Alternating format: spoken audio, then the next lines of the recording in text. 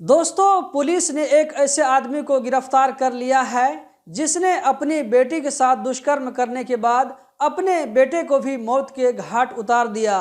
जी हाँ दोस्तों, आप लोगों ने बिल्कुल सही सुना। अभी मैं आप लोगों को आगे इसका रेफरेंस भी दिखाने वाला हूँ। दोस्तों, इसका रेफरेंस आप लोगों को यहाँ पर नजर आ रहा होगा। यहाँ पर मैंने कुछ चीज़ों को हाइड कर दिया है और इसके चेहरे को भी मैंने छुपा दिया है। यहाँ पर मेरा जो है इस वीडियो के शेयर करने का मकसद ये नहीं है कि मैं इस आदमी के ऊपर में टारगेट करूं या ये कि मैं किसी धर्म के ऊपर में टारगेट करूं, बल्कि मैं आप लोगों को एक चीज़ बताने वाला हूं कि यहाँ पर जो जुर्म करने वाला होता है उसका कोई भी धर्म नहीं होता है। अगली जो तस्वीर यहाँ पर आप देख रहे हैं, ये पूरा आर्टिकल है, इसमें आप पढ़ सकते हैं। यहाँ पर भी मैंने कुछ ज़रूरी चीज़ों को हाइड कर दिया है, जैसे कि इसका लोकेशन, इसी तरह उस बाप का नाम भी मैंने हाइड कर दिया है, उस बेटे का नाम भी मैंने हाइड कर दिया है।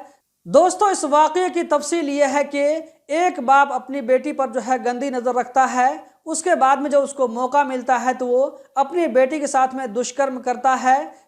तो इस वाक़ये के बारे में किसी तरह उसके बेटे को पता चल जाता है, तो उसका बेटा क्या करता है कि पुलिस में जाकर के केस दर्ज कराता है अपने बाप के खिलाफ कि मेरे बाप ने मेरी बहन के खिलाफ इस तरह का दुष्कर्म वाला मामला किया है। तो यहाँ पर बाप क्या होता है कि गुस्से में आकर के कुल्हाड़ी के जरिए वार करके अपने बेटे को मौत के घाट उतार देता है। इस घिनौने काम करने के बाद वो जो अपने घर से फरार हो जाता है, लेकिन पुलिस किसी तरह उसका जो है अता पता मालूम करने में कामयाब हो जाती है और उस छुपे हुए आदमी को गिरफ्तार करने में वो लोग जो है कामयाबी हासिल कर लेती है। दोस्तों, यहाँ पर मैं आप लोगों के साथ में एक चीज़ क्लियर कर दूं, वो ये कि उस बाप ने अपने बेटे को क्यों मारा है, इसका यहाँ पर राज नहीं खुला है, लेकिन एक शक जाहिर किया जा रहा है कि उसने जो अपने बेटे को मारा है, तो यही शक जाहिर किया जा रहा है कि बेटे ने जो अपने बाप के खिलाफ में केस रिपोर्ट किया था, तो यही मर्डर की वजह बन सकती है। यहाँ पर यही कहा जा रहा है। दोस्तों, इस वाकये को देख करके अब जो मैं अपनी बात रखने वाला हूँ वो किसी हसद, जलन या ये कि नफरत की बिना पर नहीं कह रहा हूँ, बल्कि यहाँ पर समाज में ये देखा जाता है कि इस तरह का वाकया अगर मुस्लिम कम्युनिटी में हो जाता है तो दूसरे लोग जो कि नफरत फैलाने का काम करते हैं, तो पूरे मुसलमानों को, पूरे इस्लाम को वो लोग जो है बदनाम करना शुरू कर देते हैं, ये कहना शुरू कर देते हैं कि इस्लाम इसको यही सिखाता है। तो दोस्तों, मैं यहाँ पर ये कहना चाहूँगा कि इस तरह की जो एक्टिविटी करने वाले लोग होते हैं, गलत काम करने वाले लोग होते हैं, चोरी चकारी करने वाले, डाकाजनी करने वाले या इसी तरह इलीगल एक्टिविटी जो करने वाले होते हैं, वो लोग धर्म को नहीं देखते हैं, बल्कि उन लोगों के अंदर में जो कुछ पनपता है, जो गुस्सा उन लोगों के अंदर में होता है, उन लोगों के दिल में जो कुछ आता है, हवस उसको जो कुछ सिखाता है, वो लोग वही एक्टिविटी करते हैं। यहाँ पर धर्म की कोई बात नहीं होती है। यहाँ पर मैं आप लोगों के साथ में 2 स्क्रीनशॉट शेयर कर रहा हूँ,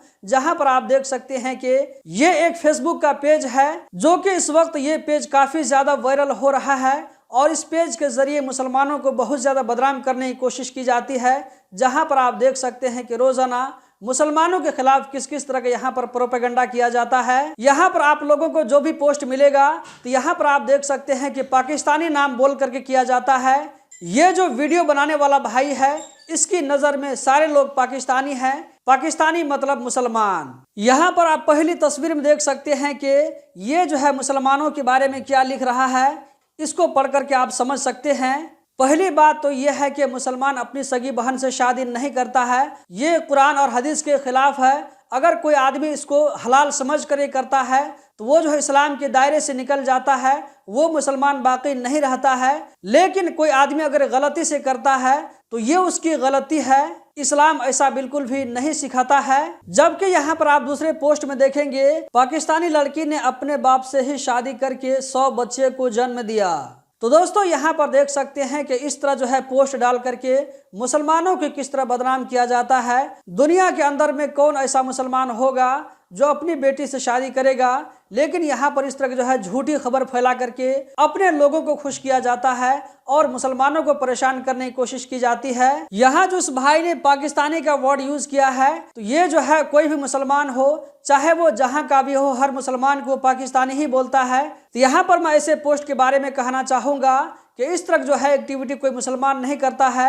अगर कोई इस तरह की एक्टिविटी अपनी जो है बेटी से शादी करना या इसी तरह अपनी सगी बहन से शादी करना, अगर कोई मुसलमान आदमी इसको हलाल समझ कर करता है तो वो मुसलमान बाकी नहीं रहता है, बल्कि दायरे इस्लाम से वो खारिज हो जाता है। अगर कोई जाने अनजाने में करता है तो वो बहुत बड़ा गुनाह करता है।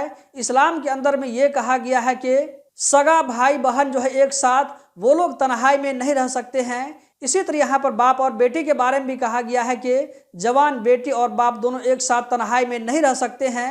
इस्लाम के अंदर में जब इतनी ज़्यादा जो है वहाँ पर इस तरह की एक्टिविटी से बचने के लिए छोटी छोटी बात को भी नज़रअंदाज नहीं किया गया है, तो वहाँ पर आप जो पोस्ट में दिखाया जा रहा है ये यहाँ पर कैसे हो सकता है। दोस्तों यहाँ पर जो आपको पोस्ट नज़र आ रहा है, इसी तरह के पोस्ट को देखते हुए मैंने कुछ दिन पहले एक वीडियो बनाया था कि इस्लाम के अंदर में यहाँ तक कहा गया है कि बाप और बेटी को एक कमरे में उनको नहीं रहना चाहिए। जब इस्लाम इस चीज़ की इजाज़त नहीं देता है तो वो जो है बाप और बेटी की शादी की इजाज़त कहाँ से देगा।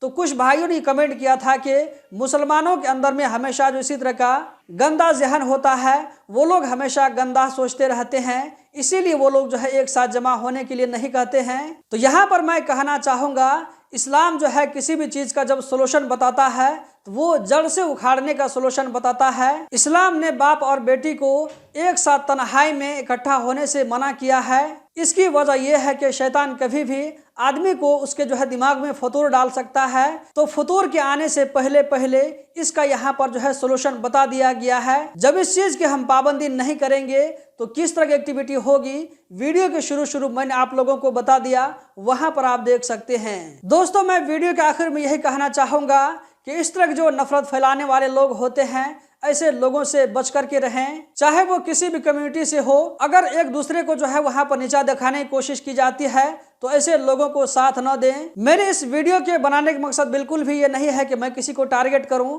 अगर मेरी इस वीडियो से किसी को जाने अनजाने में तकलीफ हुई हो तो मैं उस भाई से माफ़ी मांगना चाहता हूं।